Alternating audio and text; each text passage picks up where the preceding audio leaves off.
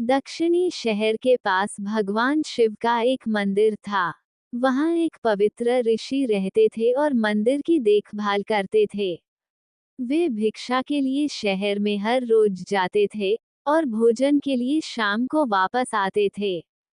वे अपनी आवश्यकता से अधिक एकत्र कर लेते थे और बाकी का बर्तन में डालकर गरीब मजदूरों में बांट देते थे, जो बदले में मंदिर की सफाई करते थे और उसे सजावट का काम किया करते थे।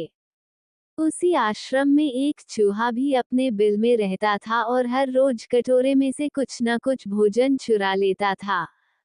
जब साधु को एहसास हुआ कि एक चूहा भोजन चोरी करता है तो उन्होंने इसे रोकने के लिए सभी तरह की कोशिशें की।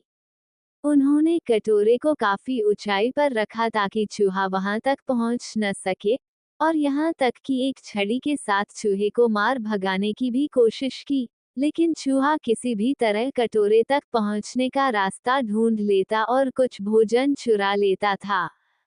एक दिन एक भिक्षुक मंदिर की यात्रा करने के लिए आए थे, लेकिन साधु का ध्यान तो चूहे को डंडे से मारने में था और वे भिक्षुक से मिल भी नहीं पाए।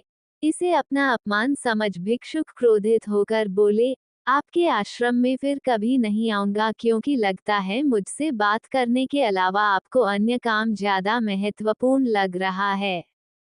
साधु विनम्रतापूर्वक चूहे से जुड़ी अपनी परेशानियों के बारे में भिक्षुक को बताते हैं कि कैसे चूहा उनके पास से भोजन किसी न किसी तरह से चुरा ही लेता है। ये चूहा किसी भी बिल्ली या बंदर को हरा सकता है अगर बात मेरे कटोरे तक पहुंचने की हो तो। मैंने हर कोशिशें की हैं, लेकिन वो हर बार किसी न किसी तरीके से भोजन चुरा ही लेता है। भिक्षुक ने साधु की परेशानियों को समझा और सलाह दी, चूहे में इतनी शक्ति, आत्मविश्वास और चंचलता के पीछे अवश्य ही कुछ न कुछ कारण होगा। मुझे यकीन है कि इसने बहुत सारा भोजन जमा कर रखा होगा और यही कारण है कि चूहा अपने आप को बड़ा महसूस करता है और इसी से उसे ऊंचा कूदने की शक्ति मिलती है। चूहा जानता है कि उसके पास कुछ खोने के लिए नहीं है, इसलिए वो डरता नहीं है।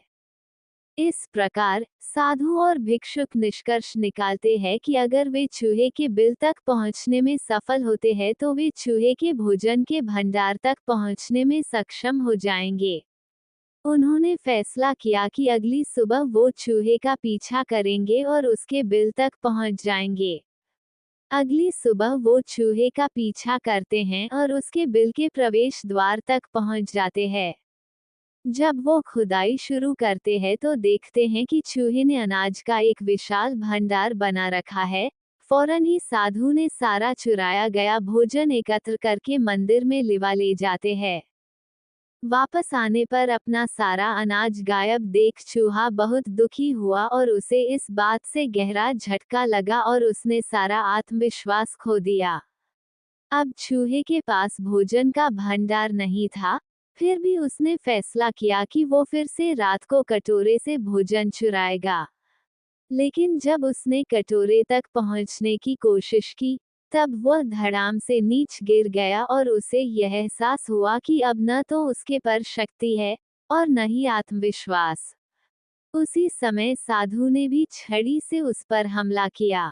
किसी तरह चूहे ने अपनी जान बचाई और भागने में कामयाब रहा और फिर वापस मंदिर कभी नहीं आया।